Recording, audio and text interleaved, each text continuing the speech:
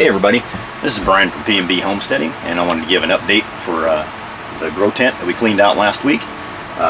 Things look pretty good. Some of the new plants there seem to be taking off. There's a few of the new little starts that are kind of wilting a little bit, kind of back and forth. That one over there, there's two viable. Actually, it looks like there's three viable plants over there, and one. Well, let me get the camera and I'll show you guys. And it's probably a little bit better to describe it than me trying to point at things and just say, hey, look at that thing's doing great.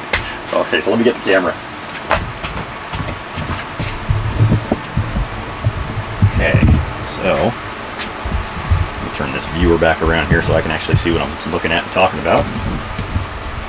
Okay, so then we got the basil. Basil looks really nice. I mean, you know, with it sitting on that new stand and keeping it watered. Paula and I actually used some of this Genovese basil in a soup we had last week.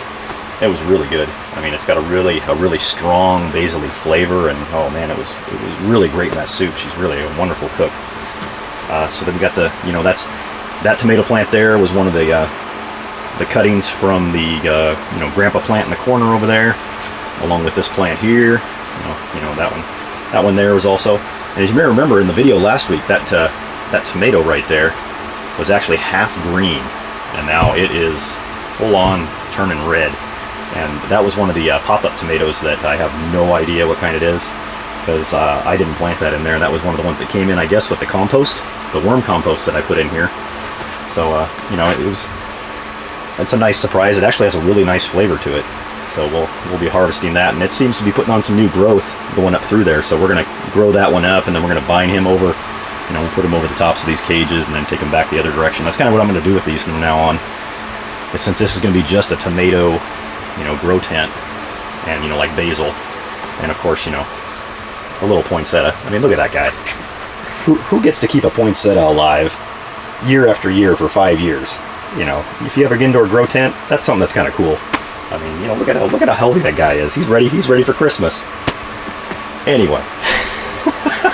I get excited about this stuff. See that one there, the cuttings, the one over there on the right, he seems to be doing okay. Like he may make it, and so is that one in the center there. But Droopy back there in the back, he might make it, kick it along. He's seeming a little sad. I should have trimmed off a little more of the leaf growth on that, but I figure I've got 4 of them in there. Why not try it? That one over there next to him, he's looking kind of sad. That one there, the one that I put in the middle, kept him. That was a pop-up, and he looks like he's doing pretty healthy. The ones that seem to be doing the best are the ones on this side. So there's 2 in here. They seem to be doing okay. This one here really seems to be doing good. The other 2, I didn't know if they would actually make it, because I took those and they had some little tiny leaves coming out on the top of them.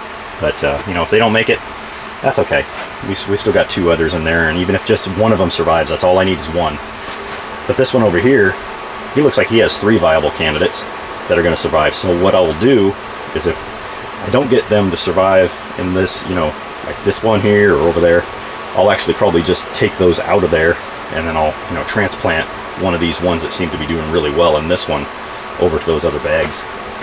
And so we should have at least 6, maybe 7 tomato plants going into winter this year. And the reason I want those is because of that.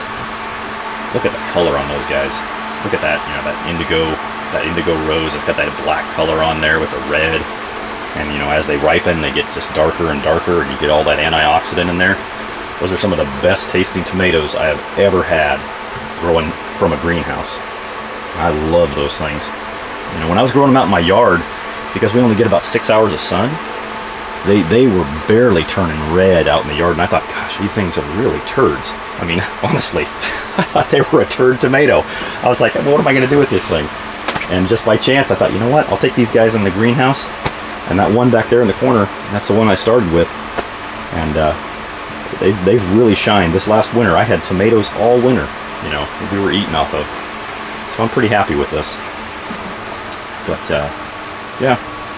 And then, of course, I got the auxiliary little heater there. He's kind of sitting there. But, all right, well, let me put the camera back down, and I can finish this up so you guys can get on with your day. I know I kind of ramble on a bit. Because I get excited about this stuff. All right, well, that's kind of the update for this week of the grow tent. I hope you guys are enjoying this, and in the other videos I'm posting this week, I got the new grow tent that's right here next to the this big grow tent. That's going to be our salad green one, and then over here we've got the little LED salad area. That's got another video I'm putting up this week, and it talks about the new LED 300 watt light that I've got above it. So check those out. And from Brian at PNB Homesteading, I hope you guys are enjoying this. I sure enjoy this because I love doing gardening. It's one of the things that just keeps me sane with the workaday world that we all have to go through. I come down here after work and I just get to stick my hands in some soil, and it just makes you feel like you're connected with the earth. And that's what it's all about, man. All right, well, I'll talk to you guys later. All right, bye.